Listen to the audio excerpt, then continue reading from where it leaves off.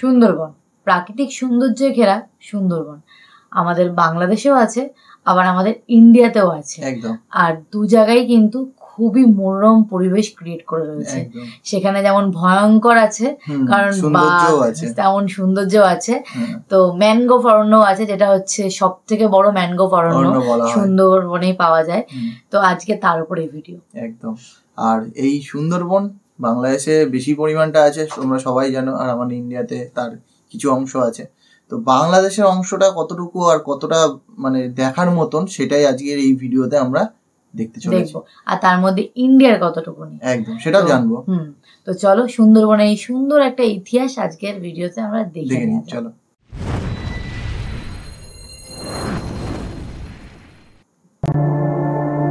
এখন থেকে 1 লাখ বছর আগেও দক্ষিণ এবং দক্ষিণ পূর্ব এশিয়ার পুরোটা জুড়ে ছিল গহীন জঙ্গল। আনুমানিক 70 থেকে 80 হাজার বছর আগে এই এলাকায় প্রথম আদি মানুষের বসবাস শুরু হলে ধীরে ধীরে সেই জঙ্গলের আয়তন সংকুচিত হতে থাকে, যার আগ পর্যন্ত বিশ্বের বৃহত্তম জঙ্গলের অবস্থান ছিল এই দক্ষিণ এশিয়ায়। যদিও বর্তমানে এই খেতাব দক্ষিণ আমেরিকার অ্যামাজন জঙ্গলের মাথায় উঠেছে। যাই হোক, সুপ্রাচীন সেই জঙ্গলের বিশাল একটা অংশের অবস্থান ছিল ভারত মহাসাগর এবং বঙ্গোপসাগর সংলগ্ন উপকূলীয় এলাকায়। প্রাকৃতিক কারণেই উপকূলীয় এলাকায় জঙ্গলের চেহারা ক্রান্তীয় বনের বদলে ম্যানগ্রোভ বনে পরিণত হয়। ম্যানগ্রোভ বনের অন্যতম বৈশিষ্ট্য, এই বনের উদ্ভিদগুলো দিনে একাধিকবার সমুদ্রে জোয়ারের কারণে নোনা পানিতে অর্ধেক ডুবে থাকে। দক্ষিণ ও দক্ষিণ পূর্ব এশিয়ার উপকূলীয় এলাকা জুড়ে বিস্তৃত এই ম্যানগ্রোভ বনের খণ্ডিত কিছু ভগ্নাংশ এখনও টিকে আছে। ভারতের তামিলনাড়ু এবং অন্ধ্রপ্রদেশের উপকূলীয় এলাকায় অবস্থিত ম্যানগ্রোভ বন দুটি সেই ভগ্নাংশগুলোর মধ্যে উল্লেখযোগ্য।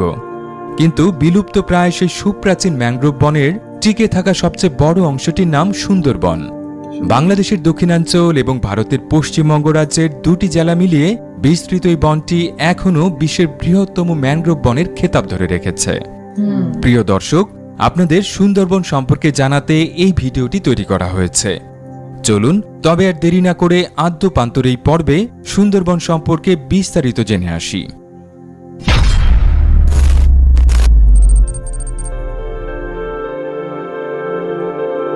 বাংলাদেশের খুলনা বিভাগ এবং ভারতের পশ্চিমবঙ্গ রাজ্যের উত্তর ও দক্ষিণ 24 পরগনা এই দুটো জেলা মিলিয়ে বিস্তৃত বিশ্বের বৃহত্তম ম্যানগ্রোভ বন সুন্দরবনের মোট আয়তন প্রায় 10,000 বর্গ কিলোমিটার। মোটা দাগে এর শতকরা প্রায় 60 ভাগ বা 6,000 বর্গ কিলোমিটারের মতো এলাকা বাংলাদেশের নিয়ন্ত্রণে রয়েছে, আর বাকি শতকরা 40 ভাগ বা 4,000 বর্গ কিলোমিটারের মতো এলাকা ভারতের নিয়ন্ত্রণাধীন। জমি মাপজোকের প্রচলিত এককের হিসেবে এই সুন্দরবনের আয়তন প্রায় 25 লাখ একর।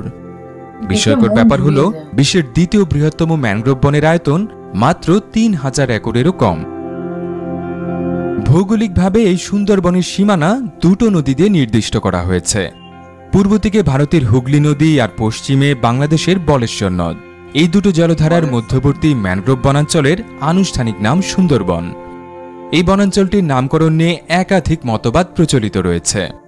এর মধ্যে সর্বোচ্চ সমর্থন পুষ্ট মতবাদ অনুযায়ী সুন্দরী নামক এই বনের এক ধরনের গাছের নাম অনুসরণ করে সুন্দরবনের নাম রাখা হয়েছিল। তবে এর বিপরীতে কেউ কেউ বলেন সমুদ্র বন অথবা চন্দ্রবন নামটি অপভ্রংশের কারণে সুন্দরবনে পরিণত হয়েছে। উত্তরের হিমালয় পর্বতমালা থেকে নেমে আসা গঙ্গা, ব্রহ্মপুত্র এবং মেঘনা এই তিনটি জলধারার মোহনা এই সুন্দরবন এলাকায় অবস্থিত। এই সুন্দরবন সংলগ্ন এলাকায় প্রায় 50,000 বছর আগে থেকে মানুষের বসতি থাকলেও ইতিহাসে প্রথম এর উল্লেখ পাওয়া যায় 3য় শতকের মাঝামাঝি সময়ে। প্রায় 1800 বছর আগে এখানে চাঁদ সওদাগর নামক এক ব্যক্তি একটি জনপদ প্রতিষ্ঠা করেছিলেন। প্রত্নতাত্ত্বিকরা সুন্দরবনের বাঘমারা এলাকায় এই চাঁদ সওদাগরের হাতে গোড়াপত্তন হওয়া একটি প্রাচীন শহরের ধ্বংসাবশেষ আবিষ্কার করেছেন। এরপর 1000 বছরের বেশি সময় ইতিহাসের পাতায় এই বনাঞ্চলের উল্লেখ করা হয়নি।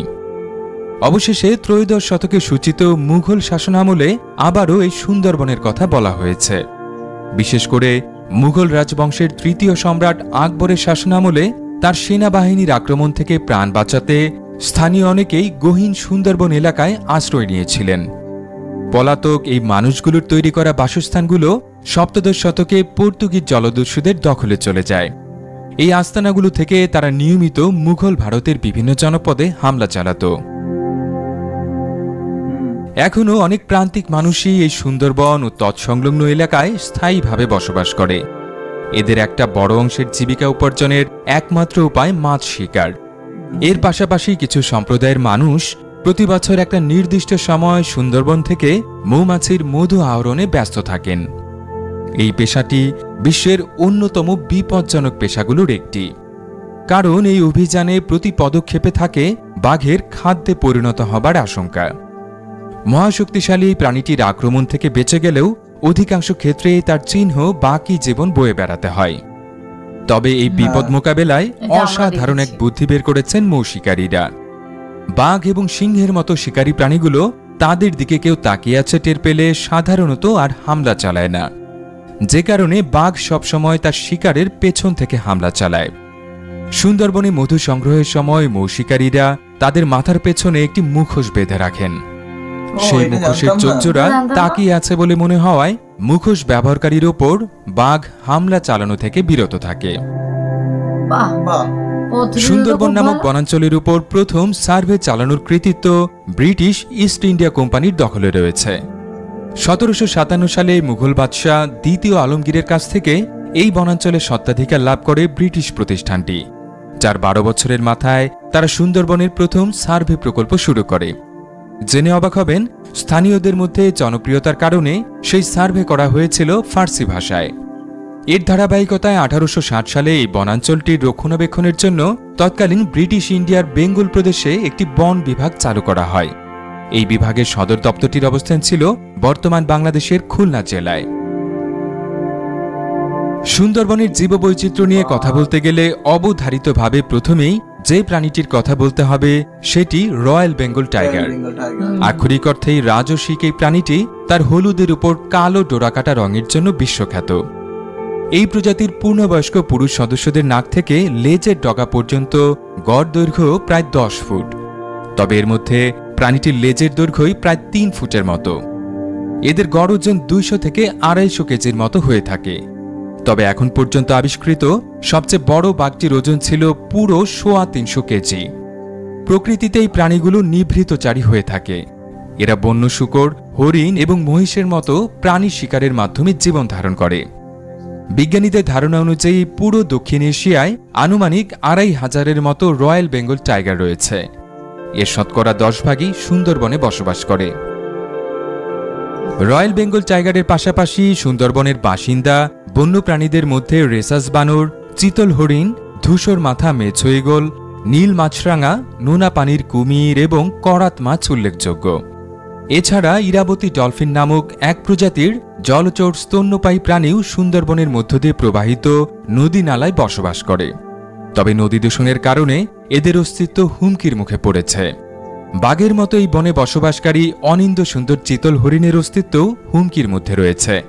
একসময় পুরো সুন্দরবনে কয়েক লাখ হরিণ ঘুরে বেড়ালেও বর্তমানে এই সংখ্যা কমে 30,000-এ নেমে এসেছে। আর এই বনাঞ্চল থেকে এরই মধ্যে বিলুপ্ত হয়ে যাওয়া প্রাণীর তালিকায় রয়েছে জাভান রাইনোসোরাস নামক এক প্রজাতির শিংবিহীন গন্ডার। উদ্বেগের বিষয় হল, বিভিন্ন কারণে সুন্দরবনের আয়তন ক্রমেই সংকুচিত হচ্ছে। 200 বছর আগেও ব্রিটিশদের পরিচালিত সার্ভে অনুযায়ী এই বনাঞ্চলের আয়তন ছিল প্রায় 17,000 বর্গ কিলোমিটার বা 42 লাখ একরেরও বেশি। এই সংকোচনের পেছনে জনসংখ্যা বৃদ্ধি এবং মানব আগ্রাসনের পাশাপাশি ঘূর্ণিঝড়ের মতো প্রাকৃতিক দুর্যোগেরও হাত রয়েছে। বিশেষ করে ভৌগোলিক অবস্থানের কারণে বঙ্গোপসাগরের উপকূলীয় এলাকায় প্রায় প্রতি বছরই একাধিক ঘূর্ণিঝড় আঘাত হানে। আর কয়েক বছর পরপরই মহাশক্তিশালী এক একটি ঘূর্ণিঝড় এই এলাকায় তাণ্ডব চালিয়ে যায়। জাতিসংঘের প্রতিবেদন অনুযায়ী 2007 সালে এক ঘূর্ণিঝড় সিডরের আঘাতেই সুন্দরবনের শতকরা 40 ভাগ উজাড় হয়ে যায়। সেই ক্ষতির মাত্রা পুরোপুরি বুঝে ওঠার আগেই 2 বছরের মাথায় এই বনাঞ্চলে ফের আঘাত হানে আইলা নামের বিধ্বংসী আরেকটি ঘূর্ণিঝড়। ওই ঝড়েও সুন্দরবনে বিদ্যমান জীববৈচিত্র্যের ব্যাপক ক্ষয়ক্ষতি হয়। প্রাকৃতিক কারণের মতো সুন্দরবন ধ্বংসে মানবসৃষ্ট কারণের ভূমিকাও অনেক। এর মধ্যে প্রথমে রয়েছে বিশ্বব্যাপী জলবায়ু পরিবর্তনের ফলে সমুদ্রপৃষ্ঠের উচ্চতা বৃদ্ধির বিষয়টি। 2007 সালে ইউনেস্কো পরিচালিত এক গবেষণার ফলাফল অনুযায়ী বিশ্বের বিভিন্ন দেশ প্যারিস জলবায়ু চুক্তির শর্তগুলো পূরণে ব্যর্থ হলে এই শতকের শেষ নাগাদ বঙ্গোপসাগরের সমুদ্রপৃষ্ঠের গড় উচ্চতা 45 সেন্টিমিটার বা 1.5 ফুট পর্যন্ত বেড়ে যাবার আশঙ্কা রয়েছে। তেমনটা হলে সুন্দরবনের শতকরা 75 ভাগই হারিয়ে যাবে বলে জানিয়েছেন গবেষকরা। এছাড়া সুন্দরবনের মধ্য দিয়ে প্রবাহিত একাধিক জলধারা গুরুত্বপূর্ণ নৌপথ হিসেবে ব্যবহার করা হয়, যার ধারাবাহিকতায় পণ্যবাহী জাহাজগুলো দুর্ঘটনার মুখেও পড়ে। 2014 সালে এই বনের শেলা নদীতে সাউদার্ন স্টার 7 নামের একটি পণ্যবাহী জাহাজ ডুবে গিয়েছিল।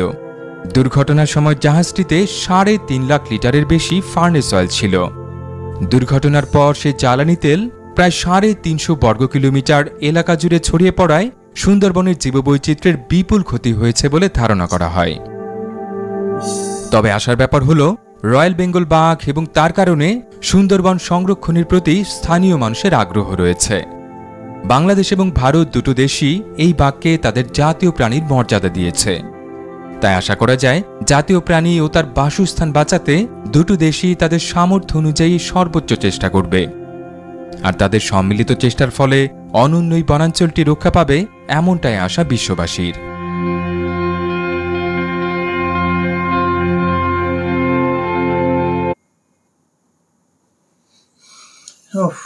মানে খুবই সুন্দরভাবে গুছিয়ে বলেছে, সত্যি কথা, সত্যি খুব সুন্দর করে।